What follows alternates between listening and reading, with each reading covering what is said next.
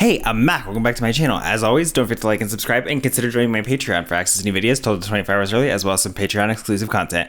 Welcome to 2023, I guess. You know, it's another calendar year. It's totally meaningful.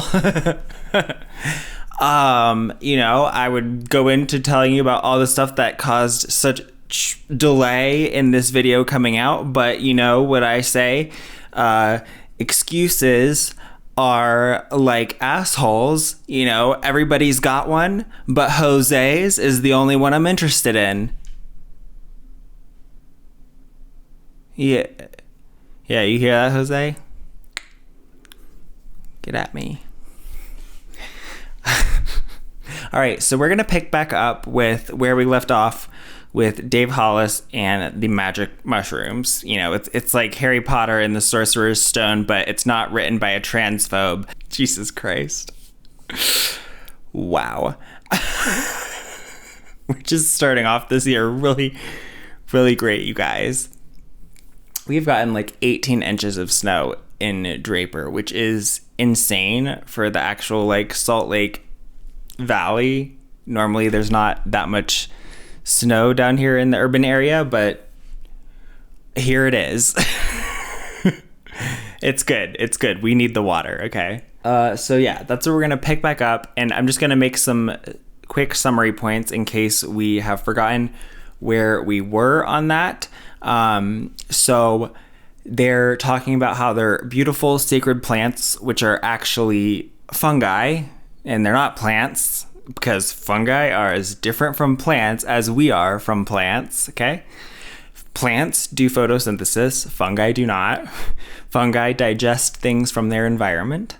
They eat kind of like how we eat, whereas plants don't eat. Plants make their own food from the energy from the sun. Which, you know, see, plant food is not really plant food. Plant food is really carbon dioxide, okay? And some other points I wanted to make are that I kind of hate how, for one thing, they're kind of appropriating a lot of indigenous traditions and religious practices. They have their brand sort of in their where they sell these services, okay?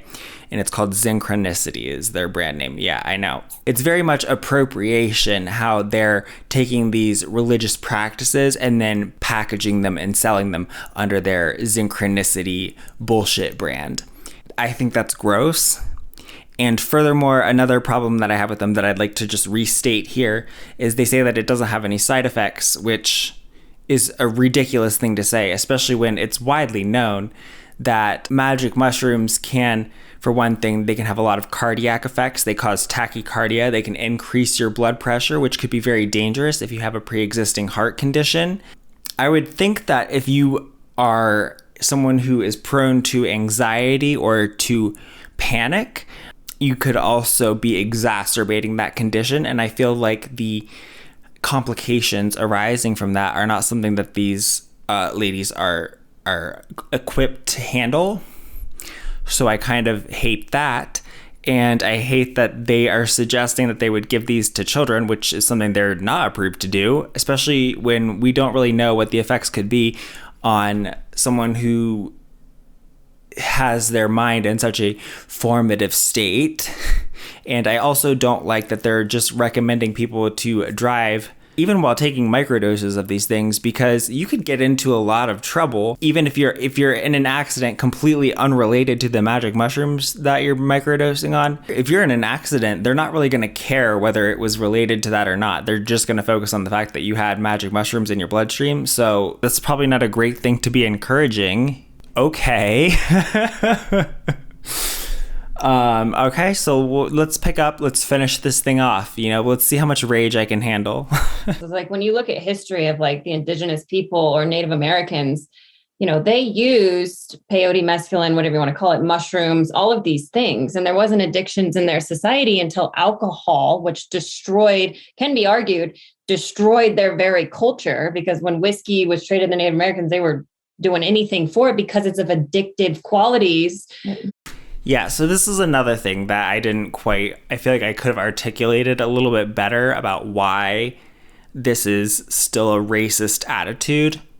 in a very condescending attitude. Okay, first of all, I would argue that the genocide that was perpetuated upon them by the Europeans was what destroyed their culture.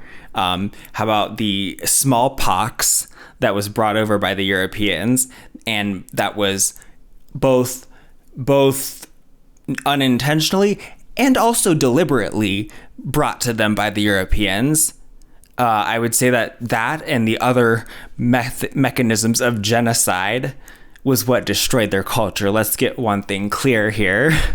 And second of all, when you're giving this very exoticized portrayal of them, like, oh, they couldn't handle alcohol or whatever, the way that presumably Europeans could, you're making them this, very primitive, very, of the past group. You're making them very just simpletons or whatever, when really actually indigenous peoples are modern peoples, and they're modern peoples with complex lives just like us. Okay, because they're people, they're human beings, and they exist in modern times just like we exist in modern times. They're not these primitive simpletons or whatever that you're kind of portraying them to be, because they're just, they're just simple people who can't handle the complexities of the modern world, like alcohol. Like, no. Okay, that has to do with the very complex sets of circumstances that's a result of the environment and a lot of factors. It's not just some racial thing, because we're all living in the same year. Okay, so we're all in the modern times right now. That includes the indigenous people. They are modern people living in the modern times. Okay, so let's just, let's stop with the whole primitive characterization of them. Okay, stop it. It's racist. Quit it. Thank you. So when you look at just what the different, this was assisting their consciousness, and this absolutely destroyed consciousness. And we don't even hardly drink anymore, because when we go out, drinking makes me feel horrible. I get into a negative energy. When I take mushrooms, I love everything and just want to dance. And but it's a positive feeling. But I don't feel like, oh my gosh, I have to take this every time in order to enjoy myself. Or with like alcohol, I used to have that, like, oh my gosh, if I don't drink, then I'm going to be socially awkward. So even just looking at past civilizations and how alcohol has impacted versus these plant medicines. Right there. Okay, see how you said past civilizations, and yet these are people that exist in the modern times. So it's very it's just gross how you're saying that like that. There's no compare. I mean, it's just, one is sacred and one is absolutely like Satan in a bottle. I'll just say it. Like, it's true. People, it is Satan. I will second this motion. It is it's terrible. It is. If someone had, because I know, addiction, yes, you've spoken to, but like loneliness and depression, like there's obviously like so much anxiety that exists. Okay, so I'll agree that alcohol is a very destructive substance. However, the fact that alcohol is very destructive does not then render magic mushrooms solely beneficial. Like, just because one thing's bad doesn't mean that another thing is all good. See, that's the problem that I'm having here, is that while I agree that magic mushrooms and other hallucinogens could be very beneficial in a therapeutic context, I think that you are ignoring the very real potential negative effects that they can have. And I just feel like you're giving a very one-sided, very biased portrayal of them. It's in everyone, everywhere, all the time. Yeah. And I can only imagine that neuroplasticity shifts or, like this kind of medicine could have some kind of effect. I'm thinking in like real time. I have a very close person in my life who is just going through a super dark time, like has been, feels stuck, tried everything conventionally, but also comes out of, a generation where this isn't even a thing that's on the table. Like, how do you engage in a conversation when you have an insight to something that works and they have a predisposition to being absolutely not open at all because of the way that they were told or taught that this was bad, wrong, or something they should stay away from? That's a great question. And we've had a lot of people come to us with this, especially with religious backgrounds. It's a huge thing of the shame aspect. You have to really stick with the rules, and we really meet people where they're at. We really are open. We have the conversation and provide the knowledge that we have. We give them research. We give them all the resources. And it really has to be their decision. They have to be willing to kind of step out of that box into that very, very uncomfortable, like, this is going against everything I was taught and told to do and all of this stigma. And I really want to make this decision because I really want to truly make change in my life. And a lot of times people do come to us and they have done everything. They have sat on therapist couches. They've been on every antidepressant on the market. They are like, they're doing, dancing on one foot kind of thing, praying to the moon gods, right? Like there's some weird things. And well, I'm pretty sure if they'll pray to the moon gods, then the religious aspect is not the problem here. Because I'm pretty sure, correct me if I'm wrong, it's been a while since I've been to church, but I believe that the Christians usually, they usually frown upon you praying to the moon gods. They're usually a little bit like against that because like there's only supposed to be one god. Say, like we meet you right where you are. And a lot of times people, once they start getting into the research, now, especially because it's a super hot topic, especially with Colorado just passing their proposition, there's people now that I feel like are becoming more open because it's now legally becoming something in the mainstream. And with John Hopkins is really forging. Oh my God, for the love of God, the name of the school is Johns Hopkins, okay? The name of the man that the school is named after, his name was Johns, okay? His first name was Johns. The school is called Johns Hopkins. Does it matter? I don't know.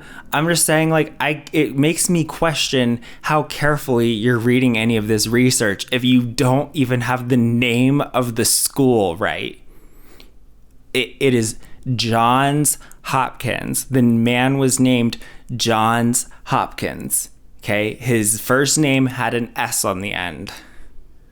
Jesus Christ. Jesus Christs.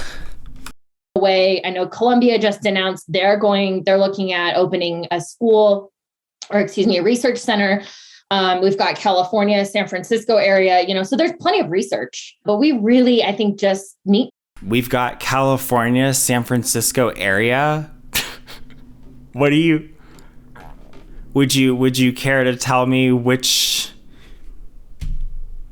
school are we talking? There's a lot of schools in California in the San Francisco area. Is it all of them, or is it Berkeley, or what?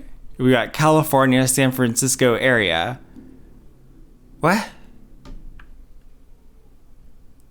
People where they are and are open. Well, yes, but it's also that, like, what do you have to lose? When people are coming to us, they're like, a lot. You could have like a pre-existing heart condition. You could be predisposed to panic, which I could see this very much exacerbating. You could have, even if you're just like a very neurotic person, I could see this being very difficult for you if you are prone to perceiving things in a negative way, and you are not in the presence of like qualified people who are qualified to deal with this type of crisis that could potentially arise, you could have a lot of things to lose, sweetheart.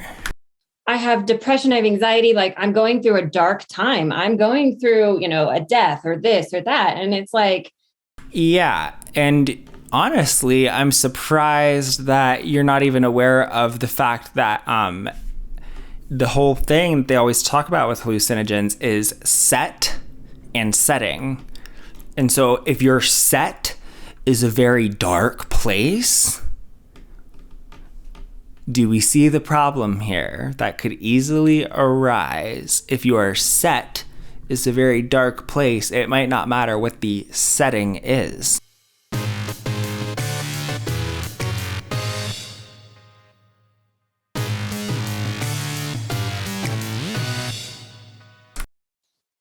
do you want a different perspective? Like, do you want answers to these questions?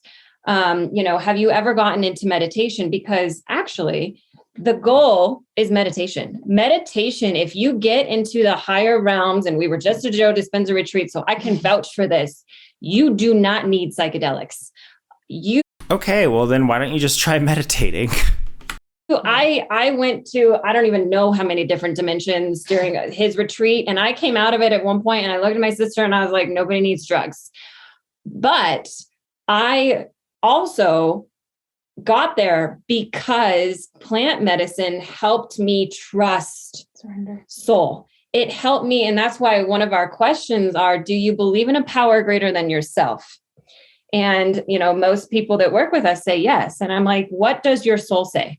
You need to drop into your heart because, the mind is to solve other people's problems. It's to communicate with others. It's to, okay, I'm making an informed decision to help you process whatever. Your heart is where you're in alignment. So I'm always like, take a second and breathe and drop into your heart. What do you feel? Because people don't even know how to get in tune with their nervous system. And the mind thinks, but the heart knows. So 9 times out of 10, when I'm talking about something and I'm like, you might be having all these questions, but what does your body say? Yeah. What does your heart say? Is this something that's in alignment with you?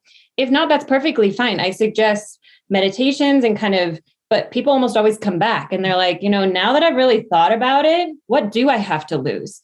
Western medicine, the side effects alone are insane. I'm like, you're going to take Tylenol that destroys your liver, but you won't take plant medicine that's been around for thousands of years because of what the programming of society has taught you.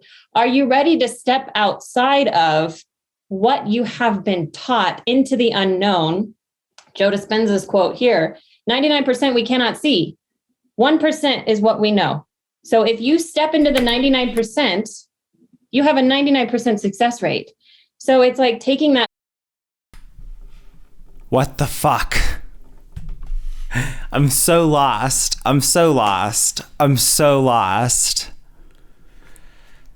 Also, just because something's old doesn't mean that it doesn't have side effects. Okay? Everybody knows that like tachycardia, that's a side effect. All right? So, when that person that you're treating with your plant medicine, even though it's a fungus, whatever, has a heart attack, I don't know. Maybe more plant medicine's going to help that, huh? I don't think so. God, if I don't want to go to someone who says that they don't know 99% of what they're talking about, okay? Leap of faith that we had to take ourselves. I really understand this. And this is why I never pressure people. And we work off of attraction. What the hell are you doing right now? Rather than promotion, just like AA, it's like, I'm not going to shove this down your throat. It's the Buddhist philosophy of like, if you don't want this, I will help you find other ways because it's not in alignment for everybody. What the fuck does that mean? Okay, so first they need psychedelics. Now they don't need psychedelics. They just need to meditate. And then I guess, I don't know. I guess you have to believe in a higher power too, which means I'm sorry if you're believing in a higher power, and I'm sorry people with AA or whatever, that's religious. That is religious. Okay? Believing in a higher power, that's religious. It might not be a traditional religion. That is a religious belief. Okay? It is. It is. That is a religious belief. Okay? Because I don't think that exists. Okay? Believing in a higher power is a religious belief. That's not a judgment that I'm placing upon it. I'm just saying that if you're going to say it's not religious, then don't tell me there needs to be a higher power. Okay? Because that's religious. It is. And that's where you just lose me. If you're telling me it's not religious and then you're saying there needs to be a higher power. Because nope. I've given you the ski instructor example before. Don't tell me that I don't have to have a religious belief in order for your material to still be applicable, because you do. Okay? And that's fine. Just let people know beforehand. Imagine that I'm going to teach you to ski. Okay? We go out to the mountain, we have all our gear on, we manage to make it on the chairlift, we manage to unload, and then we kind of find a spot for me to give the first lesson, and then I turn around to give the first lesson, and I'm like, okay, now, you don't have to believe that gravity is an upward force that pulls you towards space, but gravity is a force that pulls upward towards space. So we're going to focus on how to stop resisting gravity, because gravity is what's holding you up. It's the only thing keeping you from falling. When we resist gravity's upward pull into space, that's when we fall. Okay, ready? Yeah, you would probably look at me like, holy shit, what?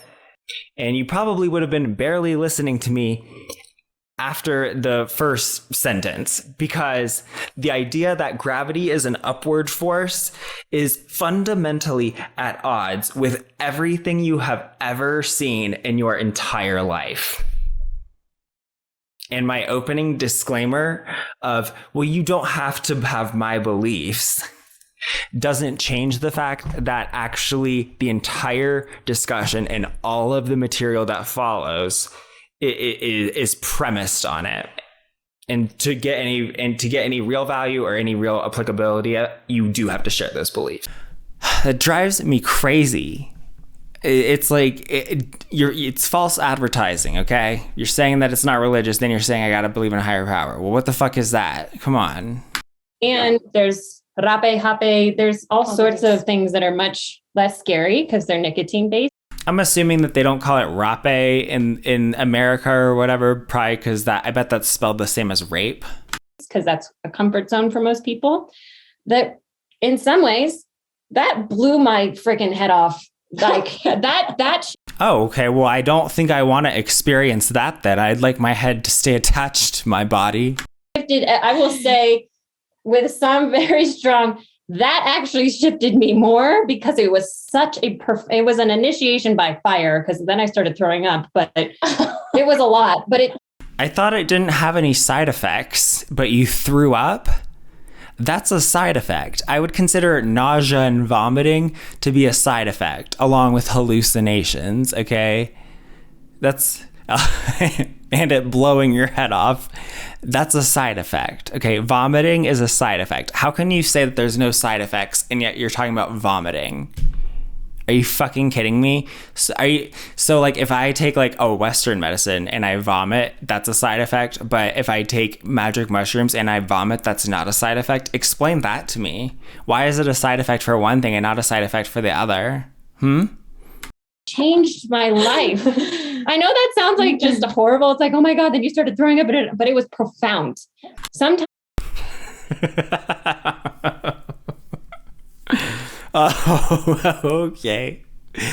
I mean, I was throwing up. It was profound.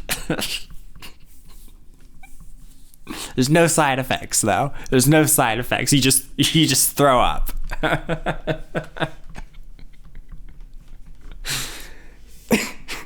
There's no side effects. Sometimes those things that are initiation by fire are those things that you need to set your soul on fire and shift you. Because I was floating, and then it was like, I don't know.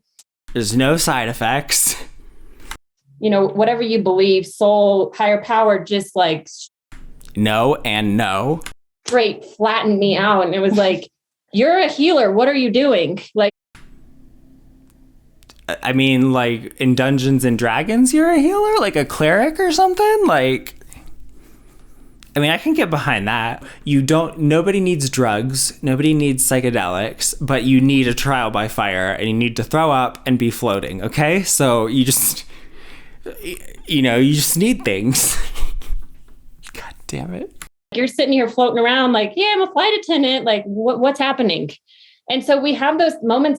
Well, I hope you're not floating around while you're a flight attendant. In life where we fall and break our wrist or get in a car accident. And it's like, well, okay, we can either think this is the worst thing that ever happened to us, or we can look at like, where am I out of alignment? Toxic positivity. And where, what is the universe trying to communicate with me? Because it's communicating that you shouldn't fall on your wrists like that. It's communicating that whatever you were doing when that happened, you should have done it differently. Don't do it like that again. That's TFAR. You can either take this into a positive and move it into, okay, this is trying to realign me, or you can be like, poor me, I'm in victimhood. And okay, or let's look at it this way. If you sprain your wrist, you could look at it as, okay, well, I need to not do that like that again because I don't want to sprain my wrist again.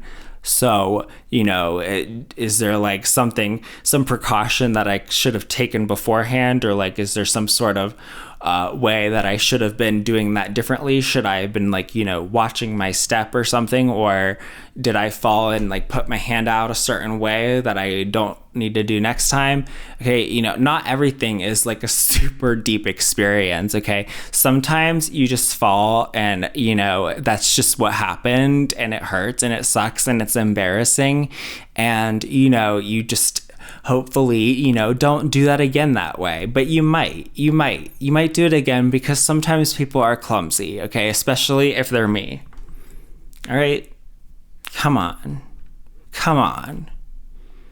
Like, the universe wasn't trying to tell me anything the time that I tore my ACL when I was skiing in 2016. All right, it was just because I was being a shit-eating shithead, okay, and going like 52 miles per hour on the run out during spring skiing, and that's when you catch an edge. What can I say? It wasn't even difficult. It was like the run out of like a pretty, not even that hard of a run, okay? So yeah, it's embarrassing. But though it doesn't mean that there's some meaning behind it, okay? There's no need for this toxic positivity. It sucked, okay? Victimhood is, I will not tolerate it. It's like you step in or life, you're either doing life or life's doing you. No one's going to save you. But you step in and you take those chances and you go into the unknown, and the 99%, your life is going to be one hell of a ride. Listen, Miss Frizzle. Like, you don't own taking chances and making mistakes, nor do you own getting messy. And you have no idea where it's going, but you're going to love it. There's going to be life in your body and in your bones. And, that. Yeah, that's how this works is, if there's not life in your body or your bones or whatever, that's called necrosis, and you will have to get that body part chopped off. You do want it to generally be alive. It's a good thing. This is what mushrooms have done for us, and that's why we're so all in with it, because it was a... Okay, so do you need to take mushrooms or do you not need to take mushrooms? Because like 5 seconds ago, well, it wasn't 5, it was like several minutes ago, you said that nobody needs mushrooms, nobody needs drugs, all you have to do is meditate, but now you do need them. So do you need them or do you not need them? Stepping stone into living. I didn't realize I was a zombie.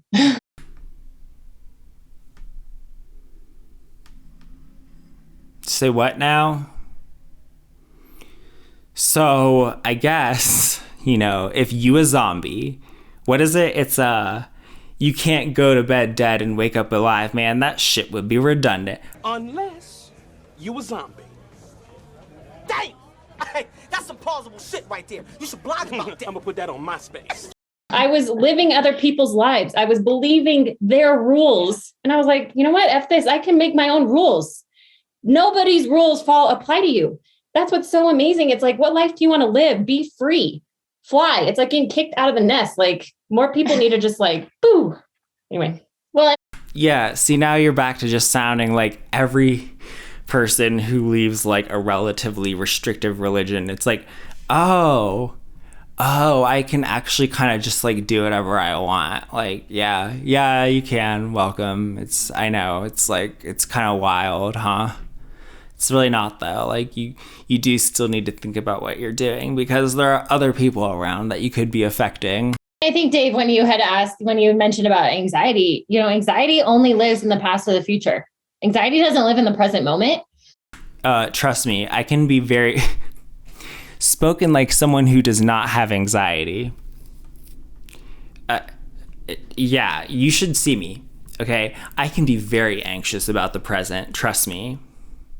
I get it. That's what people always say. They're like, depression lives in the past and anxiety lives only in the future. You need to live in the present. Girl, no. I can be anxious about the present the whole time. Trust me, when I'm meeting a new person, I'm just like, oh, what do I say next? Yeah. All right. I'm like, wow. So let me just, I'm like looking at this person that I'm meeting and I'm like, okay. So in my head, I'm just listing all the reasons why they already don't like me. Yeah. See, that's me living anxiously in the present. Okay. Like, oh, let me see. Here's 20 reasons why I have nothing to offer this person right now. And I think I ask clients all the time, like, where are you today? Like, Draper. It come to me, Nicole, I'm so anxious. I'm like having the worst day ever. Like, I'm like, did you journal? Are you present? Do you know what day it is? Do you even? It's January 2nd, probably at this point. Know what time it is? It's like midnight. And then it's like all of a sudden they're like, oh, wow, like I am so far into this presentation that's at the end of the week, or I don't know, like something happened last week and they're still stuck on it and they haven't processed. What the fuck? I don't know. You have maybe that's how all your clients are or whatever. Maybe it's, I don't know, but you need to get over the fact that you can be anxious about the present. Okay. Anxiety does not discriminate based on time period. Maybe it does for people who don't actually have like clinical anxiety. If you have clinical anxiety, you can be anxious about the present all day. And it's like, okay, be here right now. And then I can be anxious about this here right now.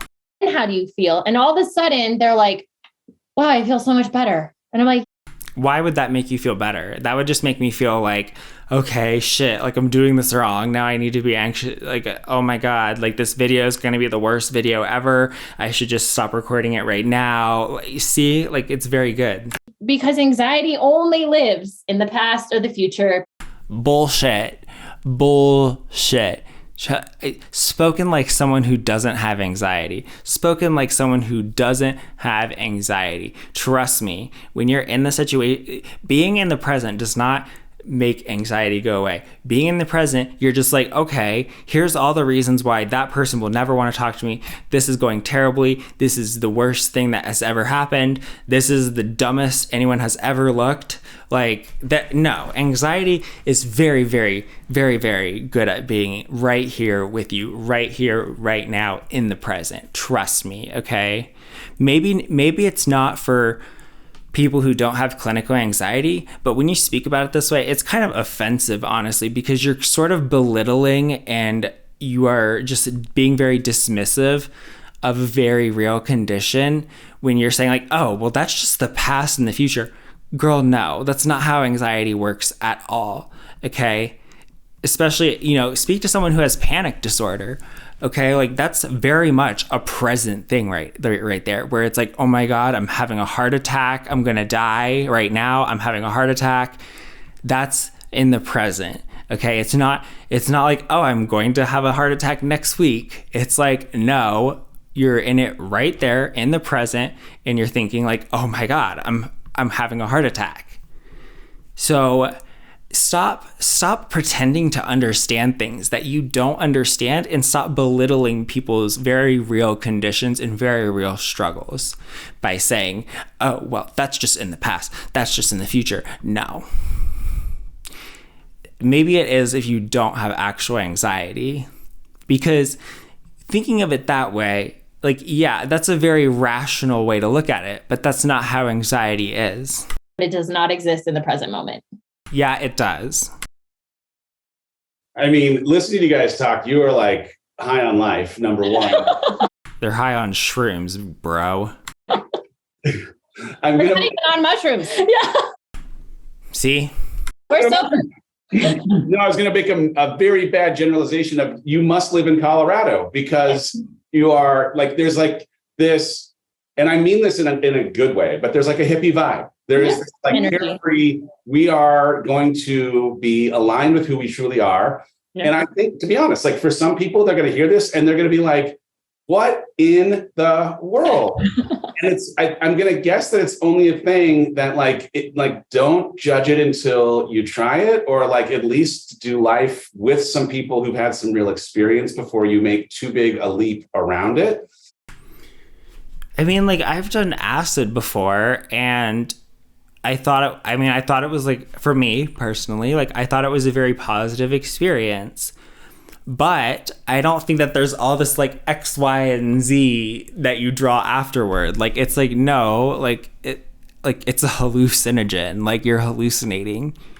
And that you can get a lot of positivity out of that. You know, you could see things in a different way. It could change your perspective on something, but like, I just don't see it as being this whoa of a thing. Like, I don't think that suddenly like the universe has teachings for me or something like that. Like, like, I'm sorry, I don't. Because man, I mean, like there's an infectious nature to how excited you are about life and living. Like I want some of that also. There's also, I'm going to say it, like there's just also some natural, like, I can't believe that this is actually a real thing, because it also feels, I don't know, like I think it plays against some of my like, oh, there's like woo-woo in the world. I stay away from the woo-woo, and I do pretty... You're talking to the woo-woo right now. Traditional things.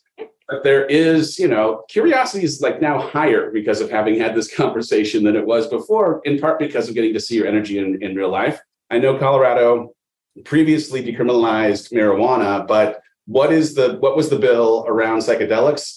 I don't know if it passed or if it's in front of Congress there or whatever it is, but how might that play into destigmatizing the work that you guys are doing?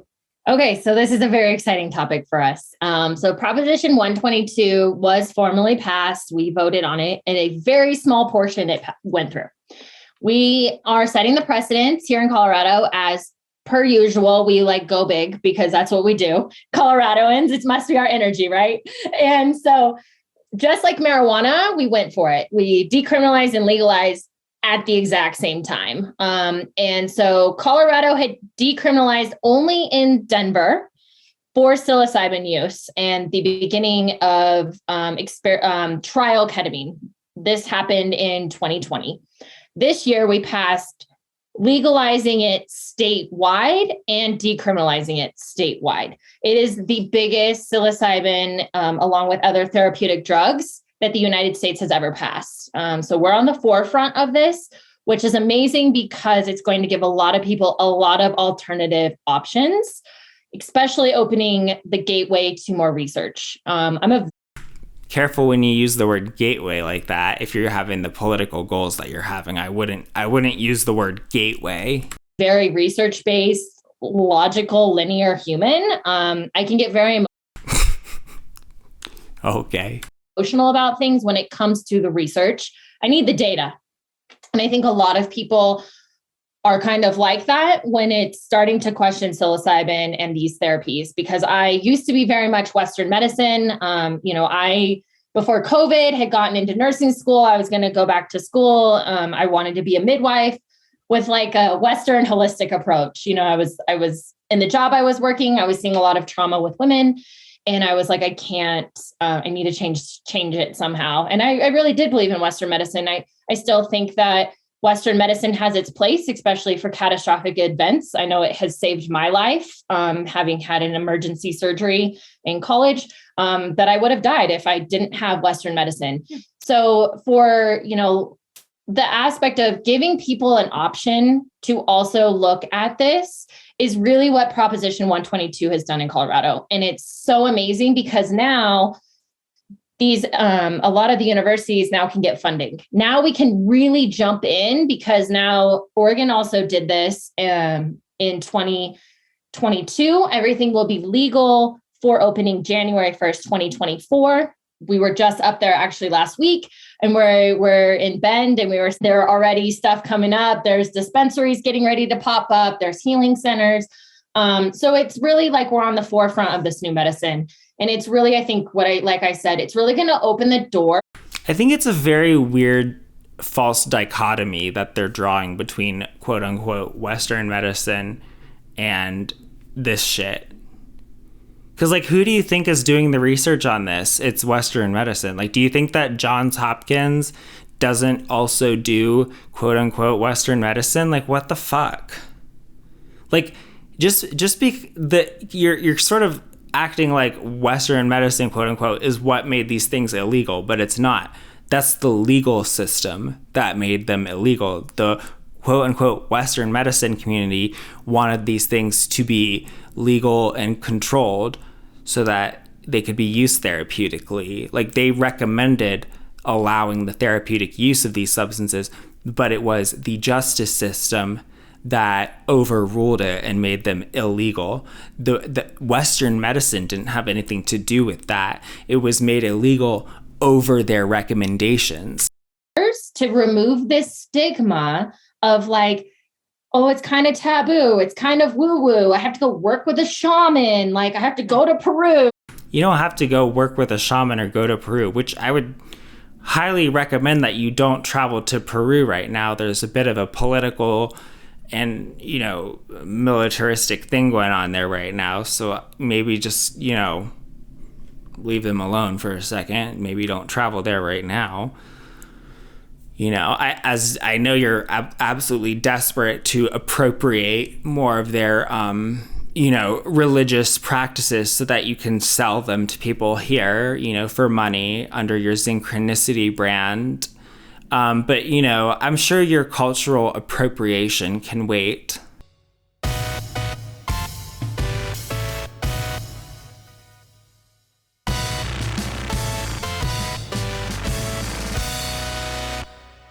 Like, I have to spend all this money to go down to Mexico. I have to buy it illegally. Now. Okay. I mean, again, I think that dichotomy is so weird. Like, she acts like the Western medicine practitioners are who made it illegal. Western medicine was recommending for it to be legal. It was the justice system and the legal system that made them illegal over the recommendations of it, against the advice of the Western medicine practitioners. It's like, okay, it's going to be available. If you wanted to go microdose, you could go down to a healing center when they open and access it under the guidance of someone who understands this sacred medicine. And I think that really just removes this, like, what does sacred mean? Does this mean that it's like part of what you're appropriating or whatever? That you're, packaging up this traditional religion and selling it as medicine? Because, religion and medicine aren't necessarily the same thing. Scary feeling of like, okay, I don't have any other options. But scary feeling of this white person taking this cultural practice and selling it to me for money. This is now a safe space for me. And now I can explore this with the understanding that I have someone almost like holding me to know that if something happens, they are there for me. They're able to help me integrate. I'm not alone. Like if you knew that there was someone that was like, man, I am stuck. I've been in a funk. I've got a ton of depressive issues. I'm having a really consistent trauma response. I want to break those patterns. What's the way? The way. What's the way? What's the way? Jesus is the way, the truth, and the life. There's several ways. Well, there's several ways, but I think as a whole society and culture, we can agree that something needs to change. We're the most connected we've ever been. But we're the loneliest we've ever been. There's so much happening where it's like, okay, a lot of people are feeling like this. That's why we're seeing the violence and the reactions in society to what the likes of which we've never experienced or had to go through. I am very, very confident that these will be a huge part of medicine. 10 years from now, we're going to be just a completely different society because of these. It's the hope for the future, and people that have stigma with it. Think about the songs in the 70s that were written on mushrooms versus the vile stuff that's in, a lot of the music today is just dark energy. I can't even. Jesus Christ.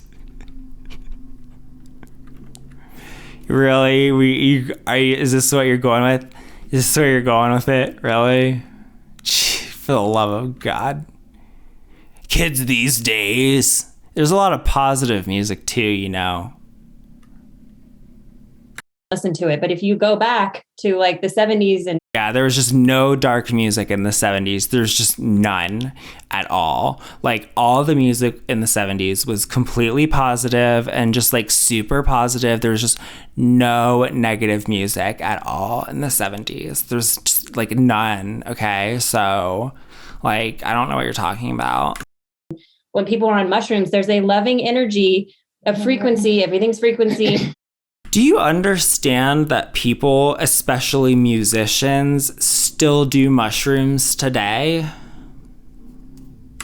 Tap into your soul. Like, I've had a lot of issues around mental health issues. I've had eating disorders. As a teenager, I had severe issues. And I can say today that I don't have any of those problems. And 3 years ago, I still did. So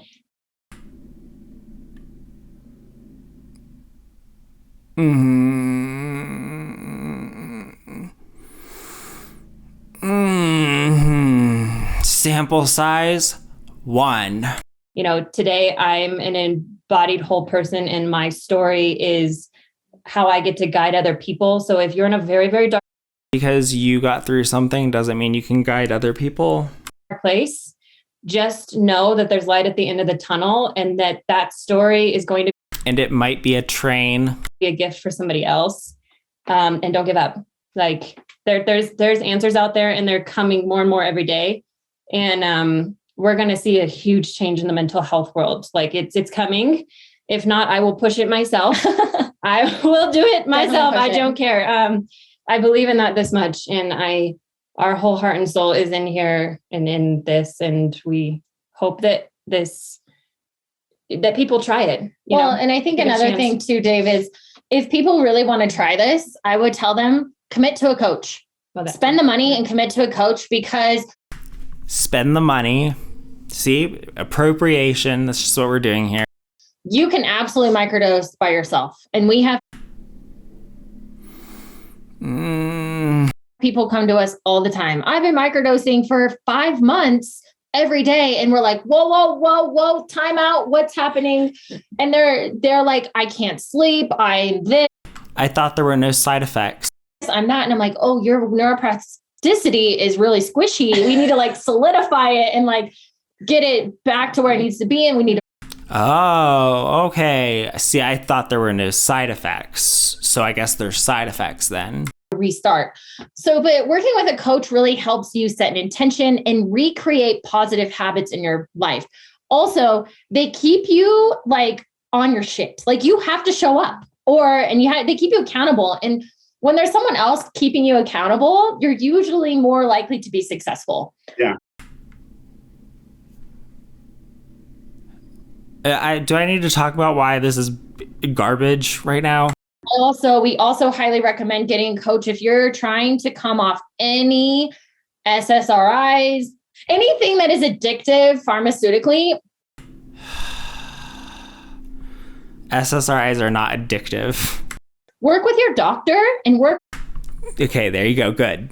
With a coach, because psilocybin actually can really help reprogram the serotonin and dopamine in the brain. to be able to wean yourself off to those slowly while addressing why you were on them in the first place.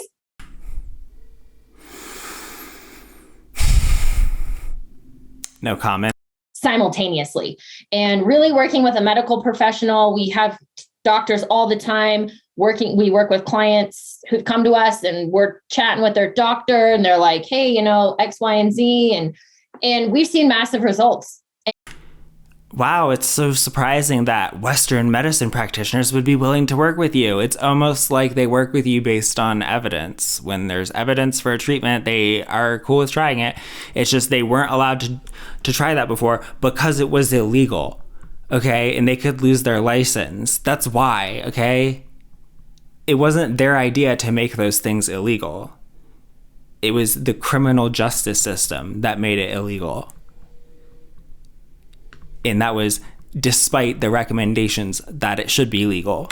And, it's a very big thing right now in the medical world. A lot of people are wanting alternatives to these SSRIs. Please, please, please, please don't just do it yourself. Yeah, no. It can be very dangerous and it can be very traumatizing to the brain and the chemicals. We don't want to obviously cause any more trauma to the brain. I thought there was no side effects.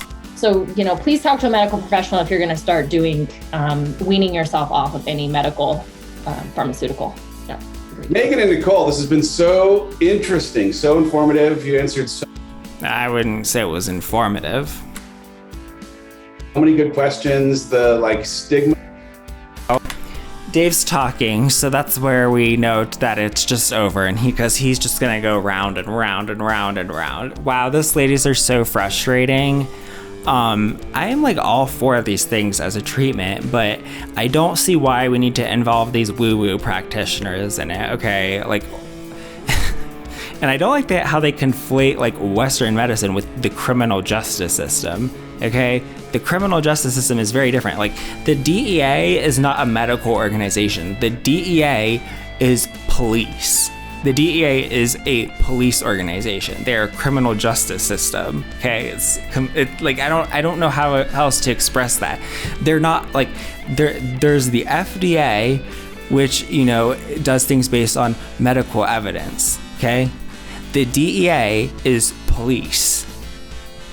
So they're completely different organizations. Okay, it wasn't the FDA that banned these things. It was the DEA. So just can we get that really crystal clear and stop acting like they're the same thing or the DEA acts on evidence, because they don't. They're a police system. They're a police organization. They're law enforcement. So it's not even that I'm not against this shit, but I am against these unqualified people putting people into potentially harmful situations. Okay, but whatever. Okay. And I don't like that they're basically doing a bunch of cultural appropriation here and recommending people. I'm glad that they said work with your doctor, okay? But it's weird. It's they talk out both sides of their mouth when they're criticizing Western medicine and promoting their plant medicine that's based on funguses. Fungi, sorry, funguses. It's late. But yeah. Do you see how they talk out both sides of their mouth? Oh, it's they want you to, don't use Western medicine unless you're dying, then you need Western medicine. Oh, okay. So you only need Western medicine when it matters. Okay. So if it's a life and death thing, then you can't use plant medicine. Gotcha. Okay. Glad we cleared that up. I've been Mack. Peace out. Bye.